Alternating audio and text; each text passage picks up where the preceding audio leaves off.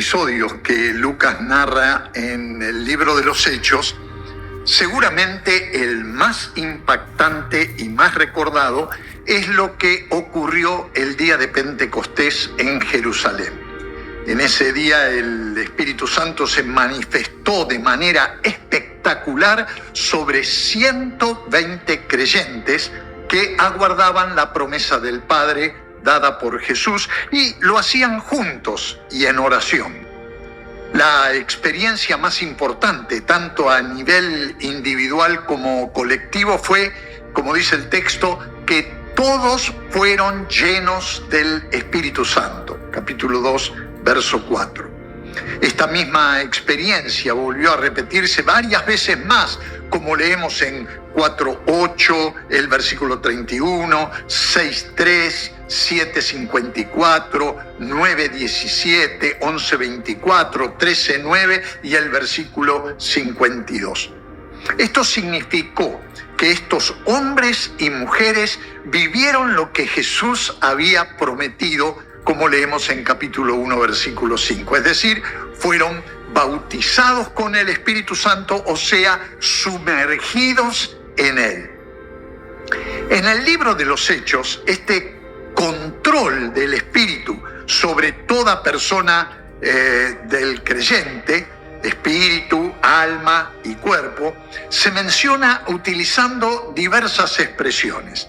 En el capítulo 1, el versículo 8, Jesús hace referencia a esta experiencia diciendo: cuando venga el Espíritu Santo sobre ustedes.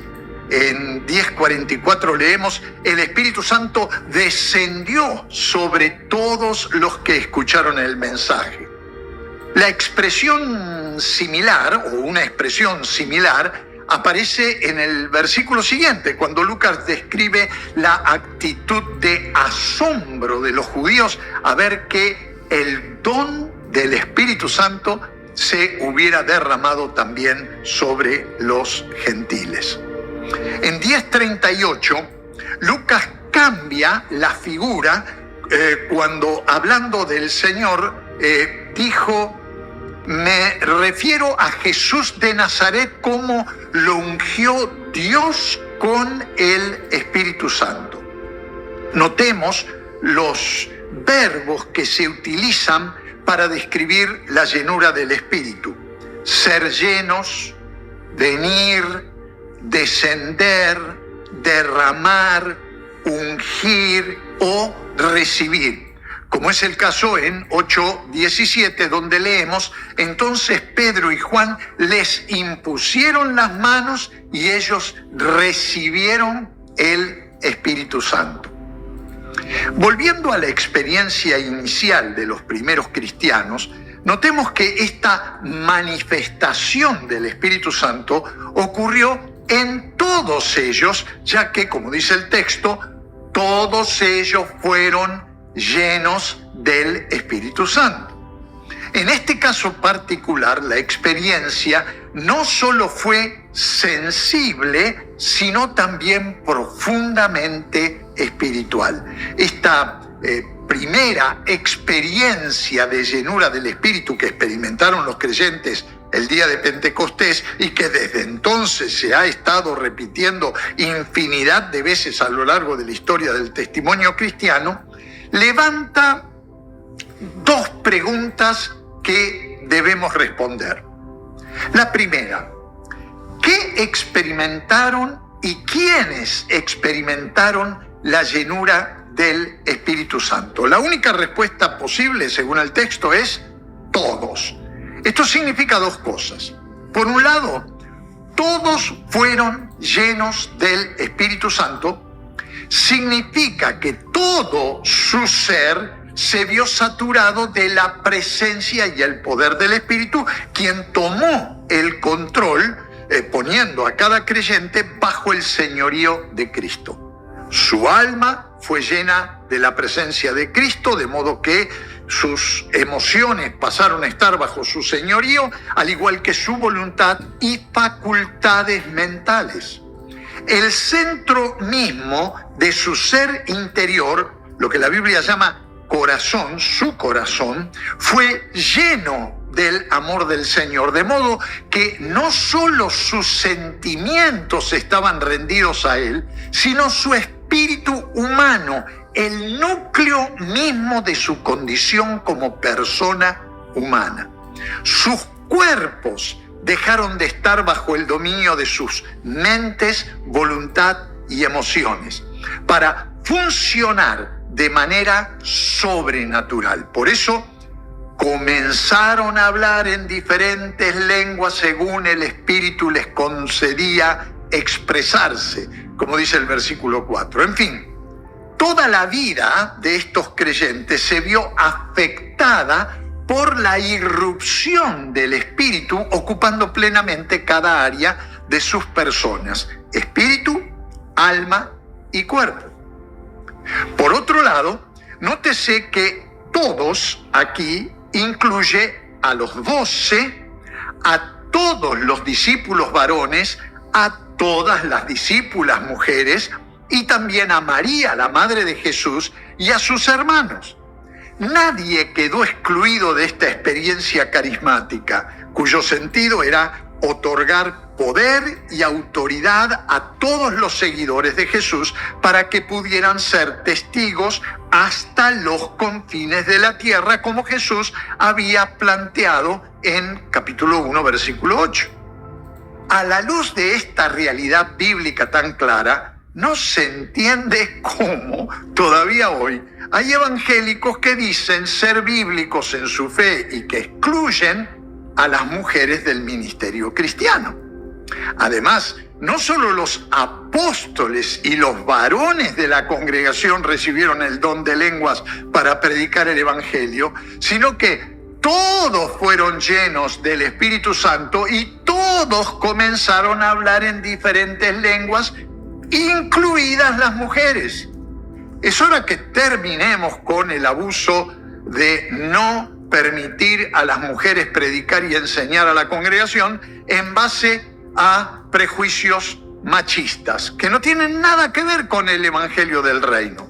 Es hora que dejemos de blasfemar contra el Espíritu Santo, pecado imperdonable, al negar o no tomar en cuenta su llenura de las mujeres para la misión cristiana y cerrar las puertas al ministerio cristiano al que Él las ha llamado y para el cual las ha dotado.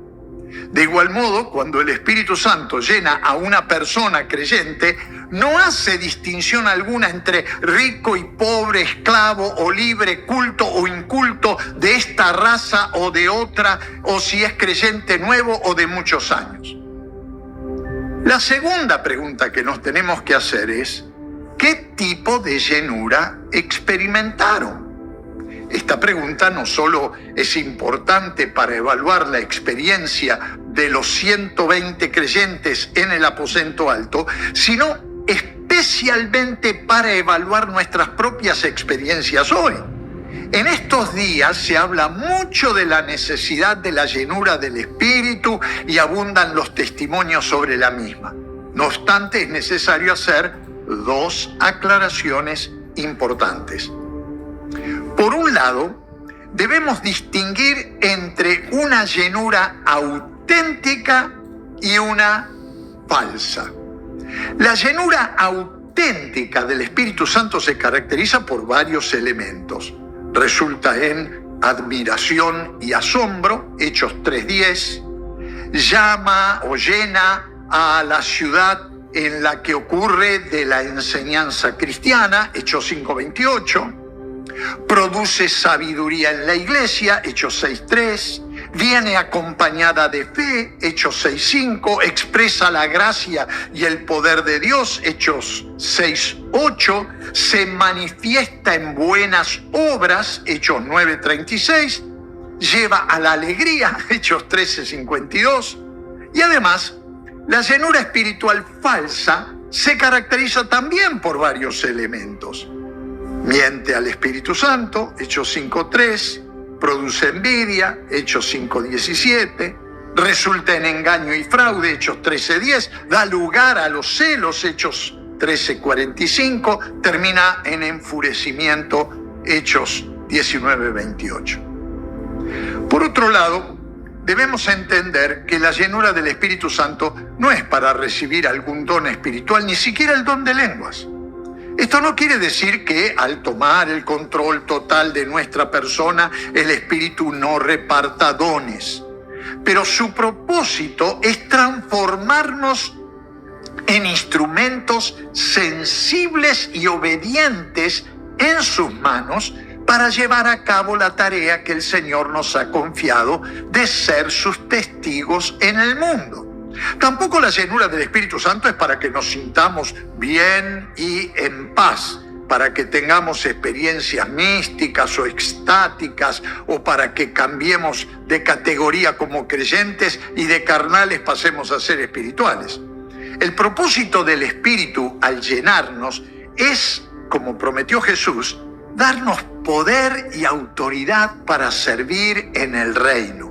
Sin el control del Espíritu Santo, fácilmente caeremos en la espera de nuestros recursos naturales y perderemos la posibilidad de echar mano a los múltiples recursos sobrenaturales que Él tiene disponibles para nuestro uso en la proclamación del Evangelio. Sean llenos del Espíritu Santo es un mandato bíblico que debemos obedecer.